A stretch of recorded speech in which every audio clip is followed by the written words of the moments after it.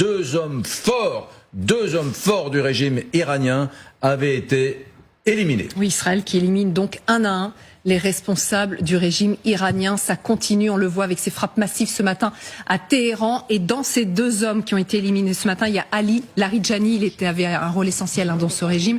Il était le chef du Conseil suprême de sécurité. On le voyait de plus en plus ces dernières semaines. Au premier plan, c'était devenu l'homme fort de ce régime. S'était exhibé d'ailleurs, c'est l'image que vous venez de voir, vendredi matin lors d'une manifestation pro-régime. Sa mort a été annoncée officiellement par le ministre israélien de la Défense. Je viens d'être informé par le chef d'état-major Khalil Larijani, secrétaire du Conseil suprême de sécurité nationale, et le chef du Basij, l'appareil central de répression iranien, Soleimani, ont été éliminés hier soir et ont rejoint dans les profondeurs de l'enfer Ali Khamenei, ainsi que tous ceux de l'axe du mal que nous avons déjà éliminés.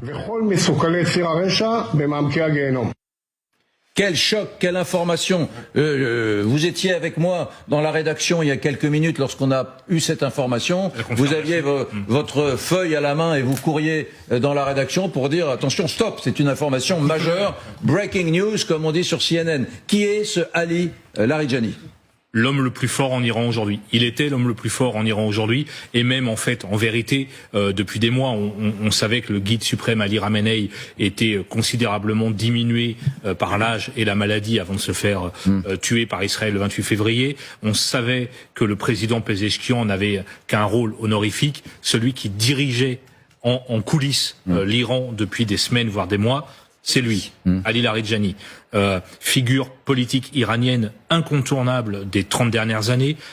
Il a été pendant 12 ans, je crois, président du Majlis, le Parlement iranien, 2 fois candidat à la présidentielle. Il est l'homme de la négociation sur les accords sur le nucléaire. Ces dernières semaines, il était celui qui allait à Moscou discuter avec Poutine, celui qui avait des négociations indirectes avec les Américains. C'est un coup de tonnerre, vous avez raison, un véritable coup réalisé par les Israéliens qui annoncent donc qu'il a été tué. Siavosh Ghazi ce matin, souvenez-vous, à 8h sur l'antenne, parlait d'explosions absolument énormes à Téhéran. Elle visait Larijani et elle visait aussi le patron des Bassidji, ce général Soleimani que vous avez cité à l'instant, qui lui dirige cette milice, ces nervis du régime. Donc ce sont 2 coups très dur qu'Israël a porté ce matin. Sarah Safari, vous êtes cofondatrice de Femmes Azadi, vous êtes franco-iranienne. Il avait eu aussi une certaine responsabilité, ce Larijani, dans les fameux massacres du 8 et 9 janvier, il faut le dire et le rappeler. C'est lui qui mettait à mort, c'est lui qui commandait tout ce massacre. Derrière, effectivement, Ali Khamenei et toute la clique, excusez-moi l'expression, mais tous ces nombreux commanditaires. Donc c'est une très très bonne et grande nouvelle pour le peuple iranien aujourd'hui. Alors on va retourner à Tel Aviv pour avoir davantage d'informations, parce qu'encore une fois c'est une information qui a été annoncée officiellement par l'État hébreu, par Israël. Bethsabée Salem, vous êtes donc toujours à Tel Aviv. Le message est clair de la part d'Israël. On continue de vous traquer, vous dirigeants iraniens, qui que vous soyez, où que vous soyez.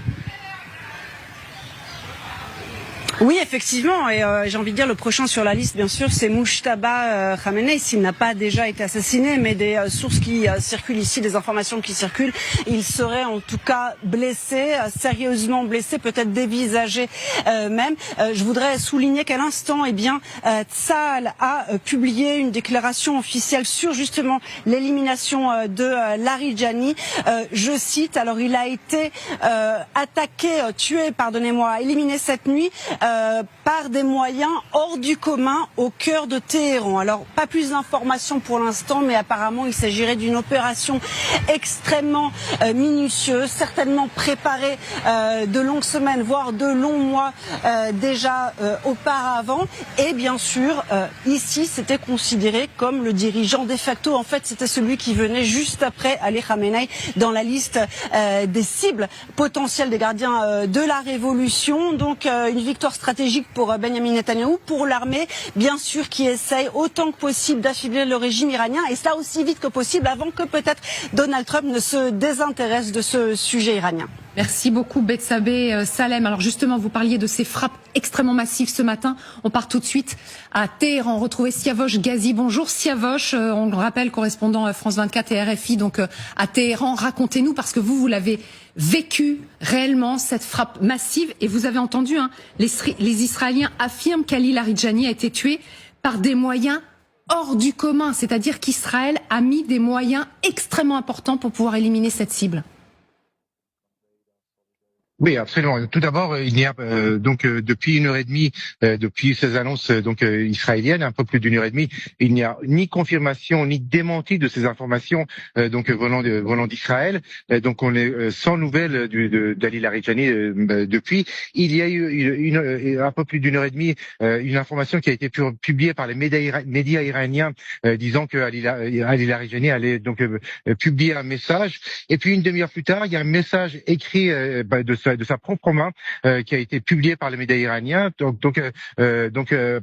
les obsèques de ces marins de ce navire de guerre iranien qui a été coulé près des côtes sri-lankaises par un sous-marin américain. Et donc pour l'instant, on n'a pas de message vidéo bien sûr et donc on est sans nouvelles d'Ali Larijani. Ce matin, dans la nuit, à 3h du matin, il y a eu des explosions d'une intensité sans précédent depuis le début de la guerre à plus d'1,5 kilomètre de là où je me trouve, de là où j'habite, des explosions qui ont dont la stoufle a même frappé l'immeuble dans lequel je vis et donc le cadre de la fenêtre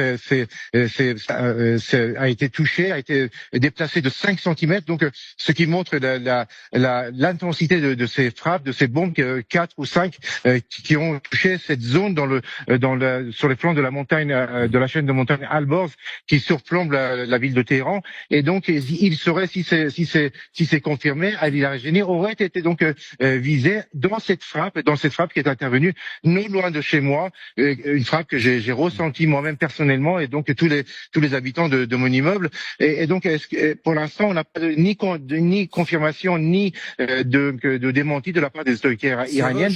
Bien évidemment, la mort d'Ali Larijani sera une perte considérable pour le pouvoir iranien, qui s'était un peu ressoudé, s'était serré les coudes depuis une semaine, 10 jours, avec des frappes de plus en plus intenses contre Israël, mais aussi les bases américaines dans la région.